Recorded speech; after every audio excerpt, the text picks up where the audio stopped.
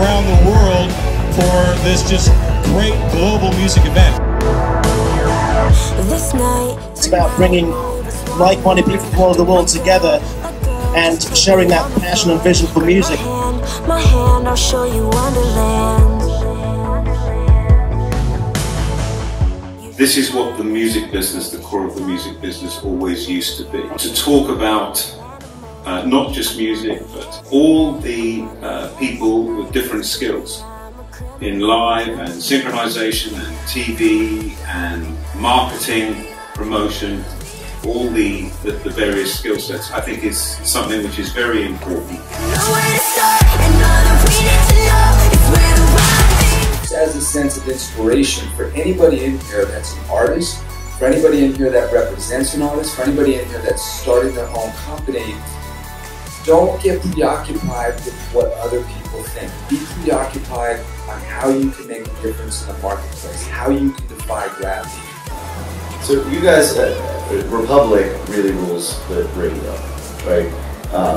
I think that it's nearly impossible to go 10 minutes in a car listening to pop radio without hearing a Republic song. How is radio different today than it was 5 or 10 years ago, which seems like forever?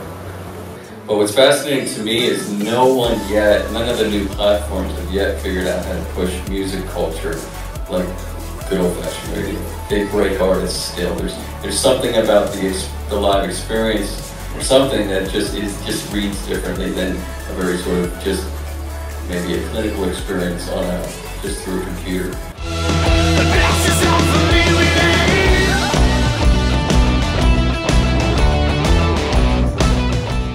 I think it's crucial that the artists have, a ferocious work ethic, because it's obviously insanely competitive, and you need to really, be working tirelessly on your craft and your building of a fan base. Met a couple of young artists and young managers here. What key advice, off the top of your head, would you give an individual at that stage of their career? Sort of trying to find what your strengths are that you think separate you from everybody else, and then attaching yourself to something really great. And if it's being a manager or being a record label or being a booking agent, it's about finding greatness and people that are really, really special and understanding why they're special. And then, figuring out how to cut through the clutter by getting it out there in a way that's gonna get attention.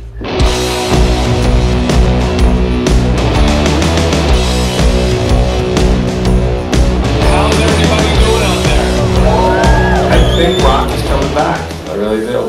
That's my prediction. Many people think I'm crazy, but I hope so. In the old days, A&R was a risky business, definitely. Nowadays, it seems to have changed, isn't it? So is there less of that gut feeling, I think this person's a star, or I think this band is amazing, let's make it happen, and more of people poring over social media stats and looking at YouTube views and trying to take some of that risk out of the A&R business? Really, it's back to Doug Morris. I mean, he taught me and taught everybody that the public's opinion is more important than yours. And so if you see something really reacting, like when I first saw Twisted, then that you have to take that, you have to weigh that very heavily, right, in your decision-making process. The people who turned out to be the best at it are Monty and A&RWorldwide, who run Republic Records, who I partnered with. And they took this idea and turned it into the #1 label in the music industry, which is pretty incredible. They founded it in '95.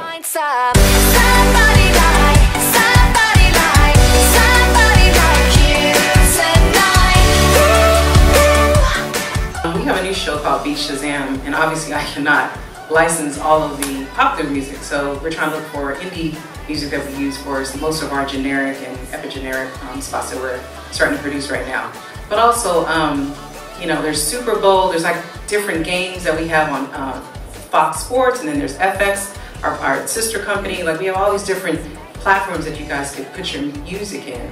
There was an indie artist named Flori that we used one of her songs, Soldier, for 24 in the Super Bowl, and after we aired it, for a couple weeks, and then it ran in the actual Super Bowl game, her sales went up high. To build on this, MTV people say they don't play music. Well, we have always been in the business of finding the new next.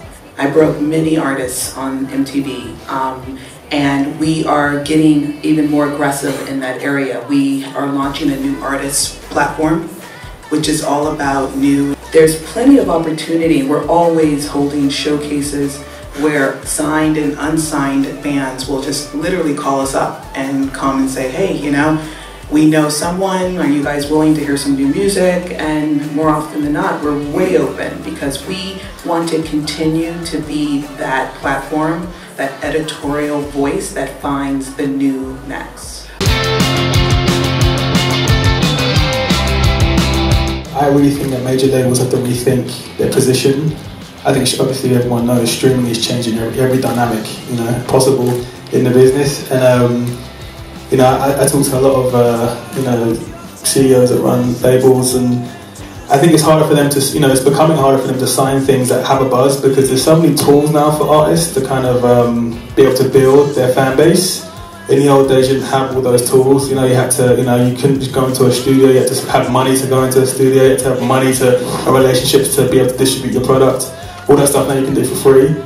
So, I think you know, I think labels do need to start really reinvesting in artist development. You know, I think it's so important because otherwise everything they sign is going to become really expensive. We've also realized as executives in the business, we're not in the business of good or bad. You know, we don't sit there and listen to music and thumbs up, thumbs down.